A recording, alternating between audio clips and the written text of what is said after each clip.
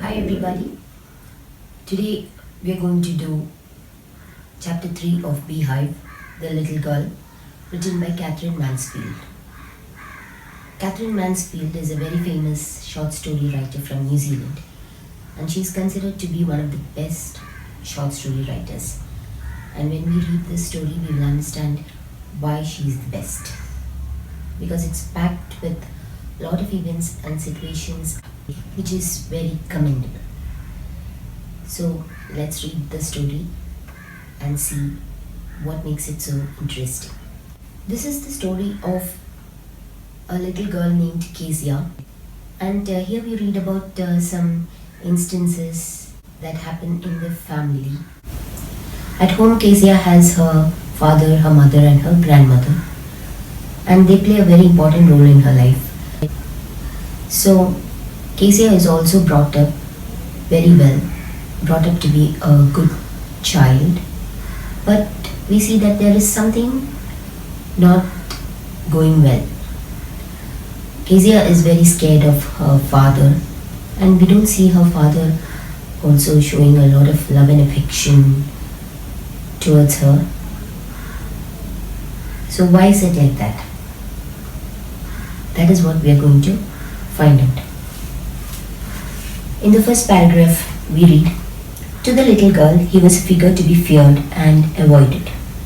Every morning, before going to work, he came into her room and gave her a casual kiss, to which she responded with 'Goodbye, father.' And oh, there was a glad sense of relief when she heard the noise of the carriage growing fainter and fainter down the long road." In this family, everything goes as per a routine.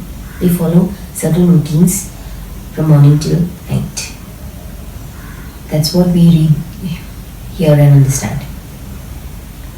So in the morning, as mentioned in the first paragraph, before father leaves for work, he will go to Kezia's room and give her a casual kiss, and Kezia will respond with a "Goodbye, father."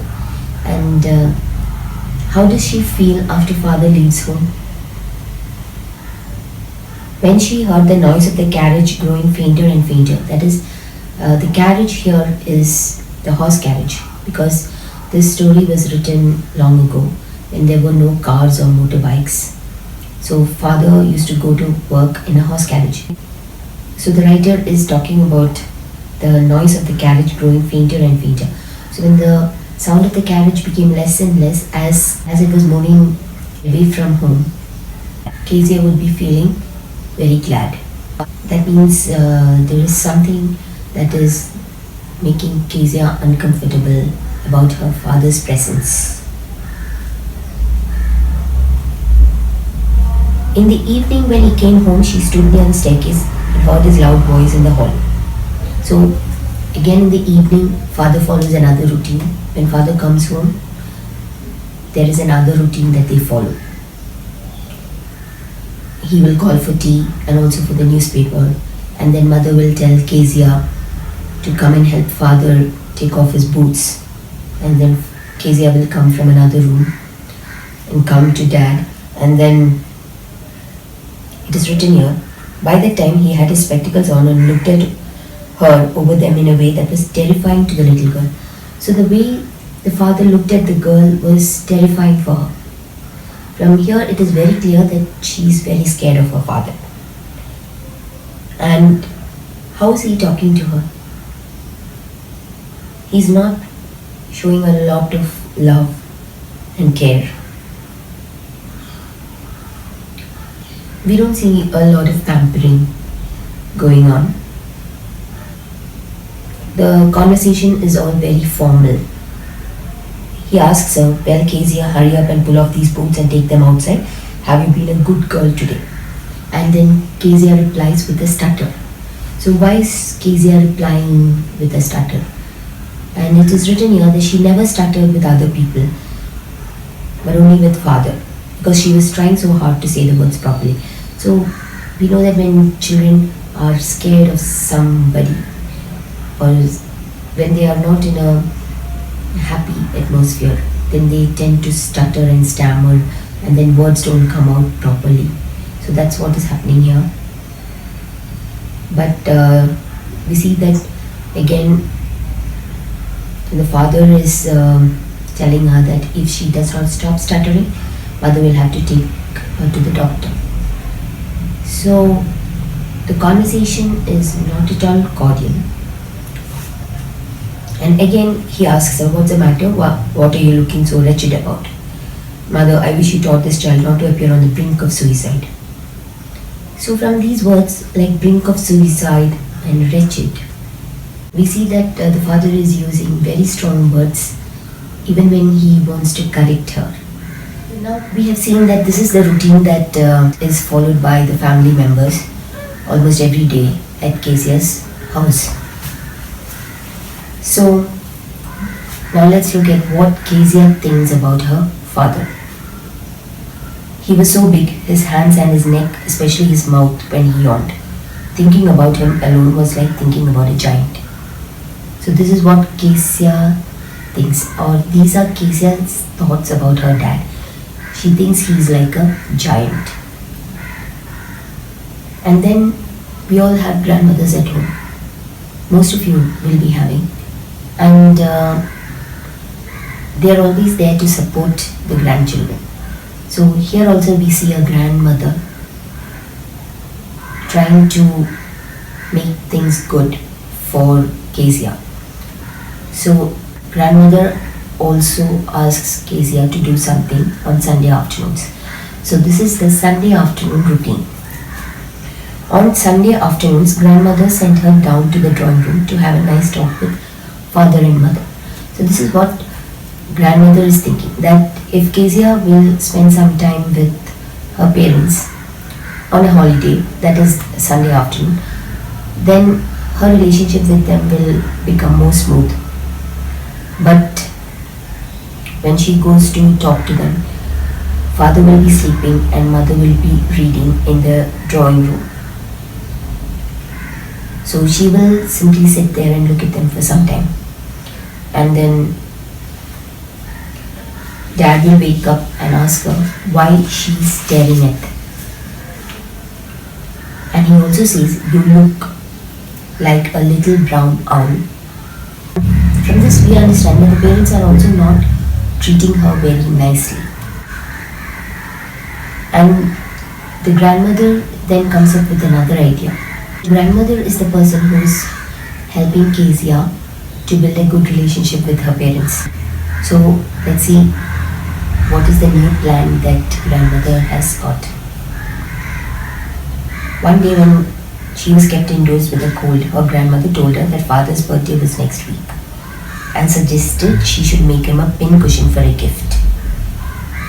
So a pin cushion is used to store pins and needles and to keep them organized. So this is grandmother's idea, that if she makes a pin cushion for her father will be very happy and maybe things will change.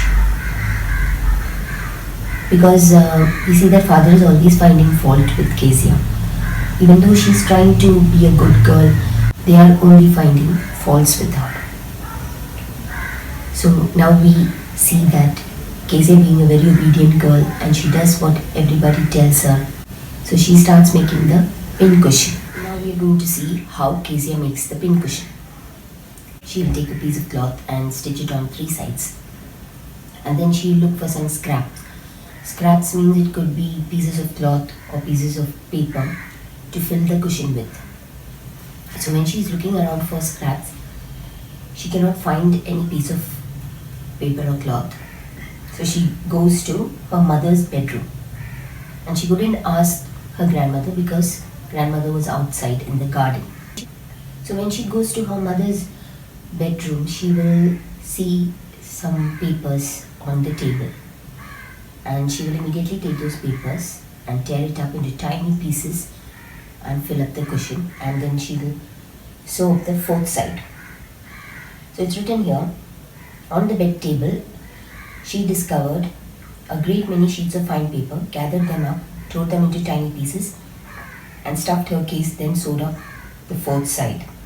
You know that things are not going well for Kezia as it is. because her parents are always finding something wrong with her. And now she has taken the paper and torn it to pieces. And let's see what happens next. That night, there was a hue and cry in the house. Father's great speech for the Port Authority had been lost. Rooms were searched, servants questioned. Finally, mother came into Kezia's room.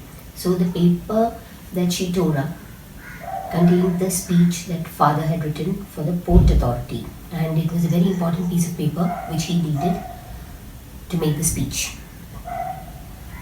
So now everybody is frantically looking for the papers. Mother is now coming to search in Kezia's room and asks Kezia whether she has seen the papers. And she very innocently replies, "Oh yes, I tore them up for my surprise." And on hearing this, mother is very agitated and she tells Kezia to come straight down to the dining room this instant. We read here that she was dragged down to where father was pacing to and fro, hands behind his back. Pacing means father was walking very fast, walking up and down the room.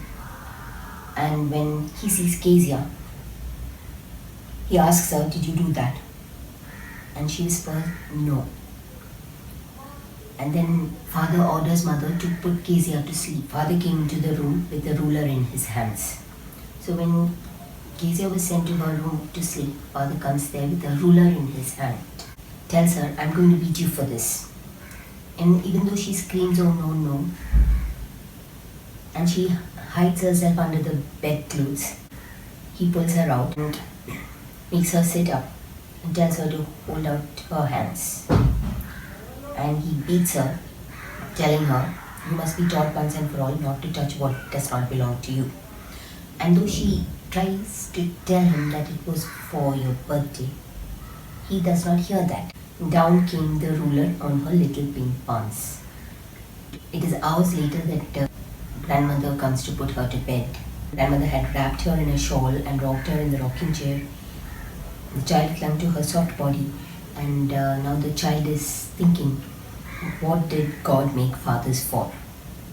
Like we saw earlier, things are not great for Kezia at home, because she's not considered to be a very smart girl. So parents are somehow trying to make her good, and her relationship with her parents are only getting worse. But eventually everything comes out well. This story has a happy ending, but we'll look at that in the next class. So we're going to stop here for today. Meanwhile, you can go ahead and read the story and finish it, but we will be discussing it in the next class. Until we meet again, have a nice day.